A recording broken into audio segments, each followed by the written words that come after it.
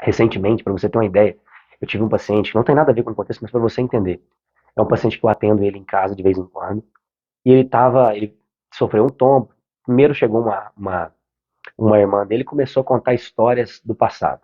Falar que, lá na cidade está assim assado, a sua casa está lá, a gente reúne o pessoal, e ele não vai, porque ele teve um probleminha, né? Ele teve um AVE, um problema a nível cerebral, ele tem algumas outras comorbidades, vários sintomas. E acaba que ele não sai muito de casa. Às vezes ele vem no consultório, às vezes eu vou lá atender ele na casa dele, enfim. E aí essa irmã começou a contar muitas coisas ruins de morte de fulano, morte de ciclano, os amigos que morreram. E ele já tem um certo grau de demência. Ele já tem uma alteração mental. Aí ele acordou de madrugada, caiu, machucou alguns ossos, não teve fratura. E dali em diante ele começou, teve um momento que ele levantou depois disso, sentou no vaso e começou a chorar. Para você ver o tanto que isso é impactante para uma pessoa que não, não conseguia lidar com aquelas informações ali. De receber assim, olha, sua mãe morreu. Eu não sabia. Ele não sabia que a mãe dele morreu. Você sabia que o fulano morreu, ciclano morreu, sei lá quem morreu? Você sabia que a gente está reunindo lá na sua casa?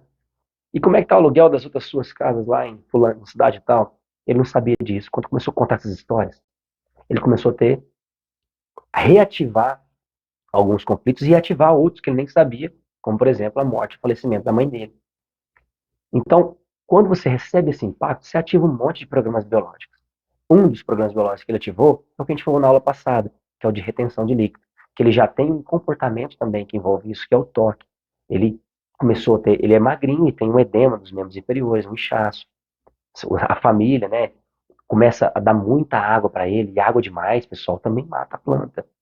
Um paciente já tem retenção de líquido, que ele está passando um momento difícil, ou está se sentindo sozinho, isolado, se você ficar dando muita água para ele, você vai matar ele. E vocês viram que o rim é muito impactante nos nossos sintomas. Como que trata esse paciente? Você não tem que tomar 2 litros de água. Quem foi que disse que tem que tomar 2 litros de água? Quando você está lá no hospital, existe um cálculo, que você calcula 0,30 e poucos. É, é um cálculo específico para você saber quanto de água, eu não sei ao certo, mas 0,35, se não me engano, ml de água por litro, peso corporal, eu não sei, posso estar falando besteira aqui agora, tá? Mas só para você entender, existe um cálculo para isso. Não é simplesmente tomar 2 litros de água. Se eu peso 100 quilos e você pesa 60, eu tomar 2 litros e você tomar 2 litros é diferente. Se eu transpiro muito, igual eu estou aqui agora, transpirando, praticando atividade física, eu posso tomar mais água, você não. Se está frio, às vezes vai me dar menos vontade de beber. A verdade é, você tem um reflexo de sede. A não ser que você tenha uma lesão lá no seu hipotálamo, algumas regiões específicas que têm relação com a sede, é outra história. Mas se você não tem, você não tem que ficar te entupindo de água o tempo inteiro. Não existe nenhum animal na natureza que fica lá na beira do rio, esperando, olhando o relógio, bebendo água. Ou vai lá assim, opa, minha garrafinha está aqui, hora de beber água de novo. Não existe isso. Você bebe água quando tem sede. E continua, não existe nenhuma pesquisa científica que fala quanto, que você tem que tomar 8 copos americanos de água. Isso é mentira. Mentira para você o tempo inteiro.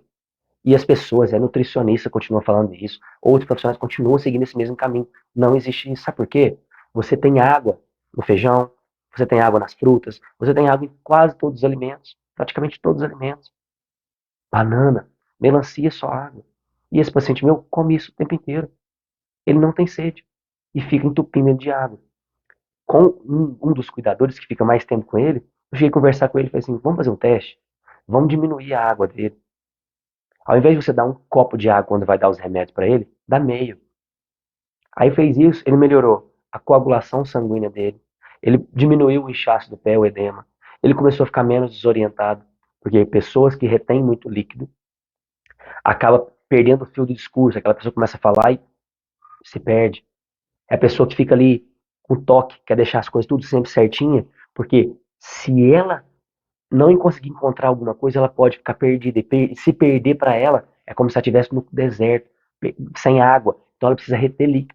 Se ficar sozinha para ela é muito impactante. Então acaba que ela começa a ter esses padrões de toque. É aquela pessoa que vai sair de carro e ela sai verificando as portas do carro, se está tudo fechado. Ela vai sempre nos mesmos lugares. Não, vamos lá. Não, não, não, vamos naquele lá que é bom. Que já tem aquele bolinho de bacalhau que a gente gosta. Vai ser no mesmo lugar, conhece todo mundo, faz as mesmas coisas, padrão de ativação dos coletores renais. E esse paciente meu tem todos esses padrões. Então, nesse aspecto, eu queria dizer para você aqui, Quando você entende que um paciente tem um sintoma, você precisa ser efetivo. Esse paciente que eu atendo ele em casa, recentemente, então, ele teve a queda, ficou depois que recebeu todo esse impacto, começou a reter mais líquido ainda, começou a ficar mais confuso, acordou de madrugada chorando, que é poderia ser uma crise de uma região específica, e aí depois ele começou a ter constipação intestinal e não ia ao banheiro de jeito nenhum. Ficou ali 10, quase 12 dias sem ir ao banheiro. E aí quando eu cheguei na casa dele, há uns dias atrás, ele estava dormindo. E eu virei pro cuidador, não acorda não, eu vou lá agora. Aproveitei que ele estava dormindo e fiz uma técnica de hipnoterapia com ele. Eu induzi ele a relaxar mais ainda e falei coisas específicas, informações específicas para tirar todo aquele estresse dele. Fiz ele se conectar com algumas coisas que tinham acontecido para a gente ressignificar. E magicamente, porque quando você está dormindo, não tem mais racional, é o inconsciente direto. Por isso que a gente sempre pede para as pessoas falarem algumas coisas importantes no ouvido direito. Foi o que eu fiz com ele, que é o ouvido que capta a informação.